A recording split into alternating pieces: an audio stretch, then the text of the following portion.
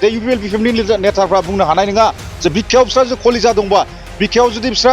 गोसोआव गाबखनाय दंबा आं मोनसेल' बिथांमोनखौ सोंगोन बिथांमोना उच्चनि खोथाखौ बाथ्राखौ मानो बुंनो हायाखै डेट मिन्स मा गुबुन हारिनि बिथांमोननो भट नांगौ आंखौ सिनायिनि बाथ्रा गैया गोबां मानसिफ्रा आंखौ सिनायो आंहा सोरबा हाग्रामा प्रमदजों जेबो बाथ्रा गैया बिथांमोनखौ बुंनांगौ रायनांगौ बाथ्रा गैया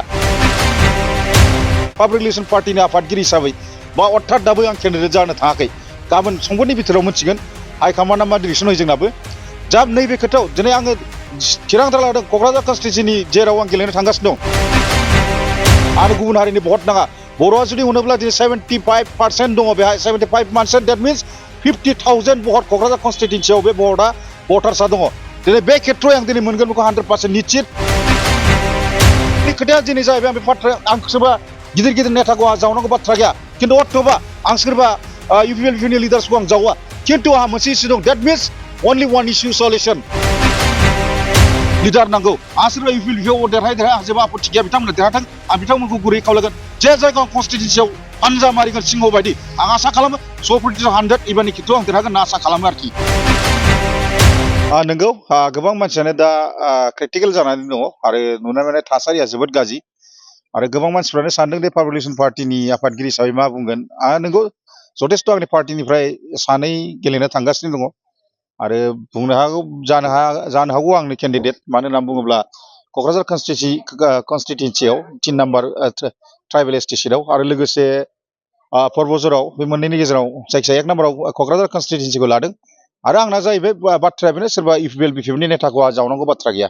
प्रटेक्टर रायजो बर' फिसा माहारिफोरखौ जे दा जिहेतु जोबोद मोनसे क्रिटिकेल कन्डिसन थांनानै थानायाव जेबो जाथाय जेंगोना जानायाव जों नुनो मोन्दों मोनसे इस्यु दङ बे इस्युखौ आं बारे बारे बुंदों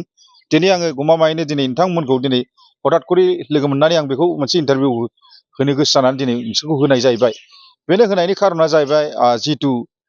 सोरबा आब' शिउलि बा सोरबा आदा लरेन्सखौ बुंनांगौ बाथ्रा गैया बिथांमोननि इस्युआ जाहैबाय दालां बिल्डिं घर लोगोसे अरुण'दय आसनि स्किम बेफोर टटेलि डिफारेन्स बेफोरबायदि इस्युखौ टटेलि जालदाब गारदो बर' जाथिया मोनसे रक्षना बेक्षनानि बुस्थुआव फैबाय दिनै फार्स्ट अफ अल दिनै आं बारे बारे बुंगासिनो दं इउपिएल बिपिएफनि लिडारफोरखौ नेताफोरखौ जायखि हाग्रामा प्रमदानो जाया मानो होनना बुङोब्ला बिथांमोनाव दिनै खुगानो टटेलि बन्द जाबाय मानो थाखाय सोंलु नाम्बार 7आव बारे बारे सोंगासिनो दङ दिनै उच्चेदनि बाथ्राखौ लानानै दिनै क'क्राझार दारि गोनां बेदर गोसोमा गासिबो पिजिआर बिजिआर ट्राइबेल ब्लक भेलि एरियानि खेत्रआव दिनै बेसेबां बिथांमोना प्रटेक्ट जेनेबा बेसेबां बिथांमोनहा इलिगेल माइग्रेसन हाबसननानै दङ दिनै माने उच्चेदनि बाथ्राखौ दिनै बुंबाय दिनै सासे पाब्लिक रिलेसन पार्टीनि स्ट्रं आफादगिरि हिसाबै बेखौनो स्टेटमेन्ट होनो सानदों जे आंनि थाखाय बारा गोबाव नाङा सासे मेम्बार अफ पार्लियामेन्टनि केन्डिडेट हिसाबै आं जथेस्थ' क'क्राझार चिरां डिस्ट्रिक्टआव आंखौ सिनायो दिनै बाथ्रा गैया गासिबो मानसिया सिनायो खिन्थु आंहा जाबाय मोनसे इस्यु दङ दिनै आं खुनु डेभेलपनि बाथ्रा रायलायनाय नङा डेभेलपनि बाथ्रा रायलायबा नोंथांमोना मिथिगौ जे अरुण'दय स्किम बा सोरबा दालां बिल्डिं बेबायदि बाथ्राखौ बुंबाय थागोन डेभेलपनि खोथा बुंगोन जेहेतु होगोन अरुण'दय आसनि स्किम बेफोरबायदि जेबो गैया दा आं रायजो राजाखौ मोनसे बेक्तिगत सोंनोसो लुबैदों पाब्लिक रिलेसन पार्टीनि आफादगिरि हिसाबै बा अर्थात दाबो आं केन्डिडेट जानो थाङाखै गाबोन समफोरनि बिथोराव मोनथिगोन हाइकमान्डआ मा डिरेक्सन होयो जोंनाबो जा नैबे खोथायाव दिनै आङो थिरांथा लादों क'क्राझार कनस्टिटुएन्सिनि जेराव आं गेलेनो थांगासिनो दं बेयाव आं बुंगोन मोनसेल' खोथा दे इउपिएल बिपिएफनि नेताफ्रा बुंनो हानाय नङा जे बिखायाव बिस्रा जे कलिजा दंबा बिखायाव जुदि बिस्रा गोसोआव गाबखनाय दंबा आं मोनसेल' बिथांमोनखौ सोंगोन बिथांमोना उच्चनि खोथाखौ बाथ्राखौ मानो बुंनो हायाखै डेट मिन्स मा गुबुन हारिनि बिथांमोननो भट नांगौ बे खोथाखौ आं बुंगोन आरो गुबुन हारिनि भट नाङा बर'आ जुदि होनोब्ला दिनै 75% दङ बेहाय 75% डेट मिन्स 50,000 भट क'क्राझार कनस्टिटुएन्सियाव बे भटआ भटार्सआ दङ दिनै बे खेत्रआव आं दिनै मोनगोन बेखौ 100% निश्चित खारन आङो मेम्बार अफ पार्लियामेन्ट केन्डिडेट हिसाबै आंनो खनसेल' थांनांगौ आंखौ सिनायिनि बाथ्रा गैया गोबां मानसिफ्रा आंखौ सिनायो आंहा सोरबा हाग्रामा प्रमदजों जेबो बाथ्रा गैया बिथांमोनखौ बुंनांगौ रायनांगौ बाथ्रा गैया आं मोनसेल' खोथा बुंगोन एज ए पाब्लिक रिलेसन पार्टीनि सासे आफादगिरि हिसाबै दिनै आंनि साननाया बेनो उच्चनि खोथाखौ बाथ्राखौ बारे बारे एबेक्सननि खोथाखौ आं दिनै बुंगोन बिखायाव दम दं कलिजा दं आं बायदि नेताखौ बिथांमोननो रायजो राजा नांगौना नाङा बे खोथाखौसो बुंनो सानदों दिनै आंहा बेनो आं रायजो राजाखौ मोनसे भुवा प्रतिश्रुति होनो गोसो गैया जे आं न' बां दालां दुलां बानायगोन सोरनोबा साख्रि बाख्रि होगोन बे आंनि थाखाय जेबो मेटार्स नङा बे फुराना थांबाय बे आइडिय'लजि स्ट्रेटेजिया जोंहा नैबे फैनाय थासारियाव लाइमोन सेंग्रा सिख्लाफ्रा बोरै थांनानै थागोन मा जागोन दिनै ओरैबायदि जायगाखौ नुनो मोन्दों जे फिसा फिसा जल्पना कल्पना रेप थासारि मार्डार अबेबा जायगायाव आफ्टार 20 इयार्सनि 15 इयार्सनि यंगस्टार हिसाबै आं दा बे जिनिसखौसो आङो साननो थांजों जे मा सिस्टेमा जे जोंनि रायजो राजाखौ रक्षना बेक्षना होनो हागोन बे सिस्टेमखौसो आंनि खोथाया दिनै जाहैबाय आं बे बाथ्राया आं सोरबा गिदिर गिदिर नेताखौ जावनांगौ बाथ्रा गैया खिन्थु अर्थबा आं सोरबा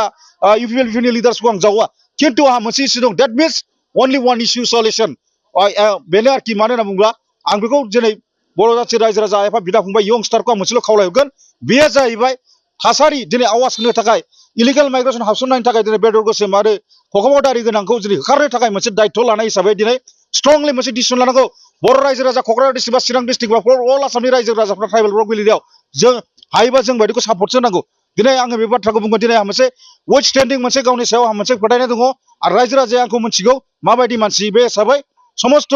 आं बे बाथ्राखौ बुंगोन फार्स्ट व्यक्ति जागोन जे आङो ओनसोलाव जे फाइट नांनो थाखाय एभेक्सननि एगेन्स्टै आङो जुदि थाखा फैसानि जुदि लब दंबा एभेक्सननि बाथ्राखौ आं बुंनाय नङामोन गुबुन जाथिनि भटखौ भटार्सखौ आं लुबैगोन खिन्थु आङो दिनै बिखायाव बुनानै आं दिनै बुंनानै लानो हायो जे गुबुन जाथिनि भटखौ आंनो होबाबो होआबाबो जायो 70% आं प्रत्येकटा जनगोष्ठिखौ आं बुङालासिनो एटलिस्ट गावनि बर' जाथिखौ आं मोनसे बुङो सासे सिंह बायदि लख्रा बायदि केन्डिडेट हरनांगौ जाहाथे पार्लियामेन्टआ बेखौ फैबाय थानाय बिसायख'थियाव बा बिधान सभायाव एसेम्ब्लियाव उत्थापन खालामनो हायो आंनि फाइटआ लास्ट जोबथासिम आं बुजासिम बेल' जागोन उच्चनि बाथ्राखौ आङो टेबोल सौखावना बुखावनाबाबो बे बाथ्राखौ आं नांगोन आरो दिनैनिफ्राय स्टार्ट काउन्टडाउन आं खालामबाय मानो होनना बुङोबा नमिनेसननि उनाव आं सिरि थाखाय जथेस्थ' आंहा मोनसे फिल्ड दं हिसाबै आङो फाइटखौ नांगोन ओरैबायदि फाइट नांगोन जे रायजो राजा जोंनि बर' जाथि माहारिखौ रैखाथि खालामनो थाखाय जों रक्षना बेखौनो होनो थाखाय बे आंनि गुबै जाहोन दायित्व ओंखायनो प्रत्येकटा लाइमोन सेंग्रा सिख्लाफोरखौ 18 बोसोरनिफ्राय जाय भटार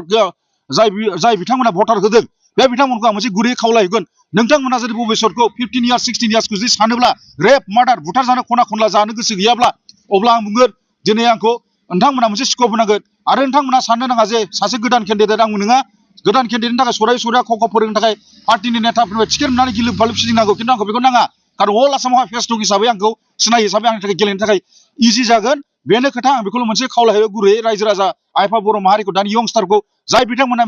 मिडिया ससियेल मिडियानिफ्राय जाय नायनो रोङा जेनेबा 60निफ्राय 50 70 80 बेफोर बोसोरखौ जाहाथे बिबै बिबौखौ जाहाथे खावलायहरदों जा आदाखौ उच्चनि थाखाय फाइट नांनो थाखाय मोनसे बेखौ रैखाथि बिखाथि आरो रक्षना बेखौना हरनो थाखाय जों बर' जाथिखौ सासे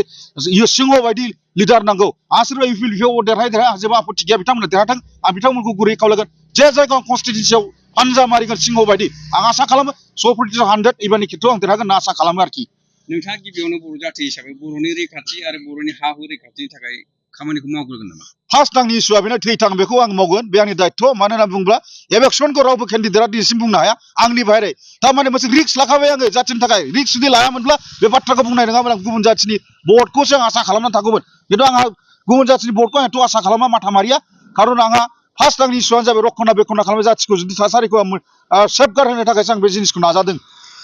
1,72,000 गासै टटेल भट दं नैबे फार्स्ट नं पदबजरा कनस्टिटुन्सि नाथाय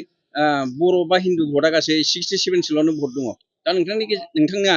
बे हारसाफोरनि भट आदायफोरखौ लानानै लोगोसे नोंसोर हिन्दुनि भटखौ मोननानै नोंथाङा देरहानायनि मिजिं दङ नामा आंहा बेखौ 100% जुदि बर' लाइमोन सेंग्रा सिख्लाफ्रा जे परबजरा दखरनि रायजो राजा लुबैयोब्ला अथबा सासे पाब्लिकेसन पार्टिनि आफादगिरि हिसाबै आं जथेस्थ नमिनेसन फाइलखौ बख'बाय फार्स्ट अफ अल आं बे बाथ्राखौ बुंगोन क'क्राझार कनस्टिटुन्सिया नाम्बार 1 खारन एकमात्र क'क्राझार कनस्टिटुन्सियाव गुबुन जाथिनिखौ नाङा एकमात्र बर'नि भटार्सखौ आं लानानै 100% निश्चित आं देरहागोन आंहा मोनसे इसु दं बे इसुआनो जाबाय इलिगेल माइग्रेसननि एगेन्स्टै आं हेंथायै बेखौ 100% नांगोन खिन्थु क'क्राझार कनस्टिटुन्सिनि बाथ्राखौ बुंनाय सेकेन्डआव जुदि परबजराव फैयोब्ला आं नायगासिनो दङ नुनो मोन्दों बेयाव मोनब्रै इउपिपिएल बिपिएफ कंग्रेस बिजेपि इउडिएफ गासिबो दिनै माइनरिटि मानसिखौ होजोबदों बे खेत्रआव मोनसे खुद्रिनाय फैदों इउपिएल बिपिएफनि वार्सफोराव बिथांमोना बुंनो हायाखै खमसे खम 200 जननि बारा मानसि आंनाव फन खालामदों सार नोंथाङा फैदो परबजराव अबयस्लि आं बे बाथ्राखौ दिनै बुङा आं दा बुंथ'नो हाया खिन्थु सानसेनि गेजेर गाबोननि गेजेराव डिसिसन लागोन खिन्थु क'क्राझार कनस्टिटुन्सिया फाइनाल जाबाय आंना बेखौ 100% निश्चित खिन्थु नैबेनि खेत्रआवबो आङो बुंनो थांगासिनो दङ आरो बे खोथाया जाहैबाय आङो सानसेनि गेजेराव दा हरनि गेजेराव डिसिसन खालामगोन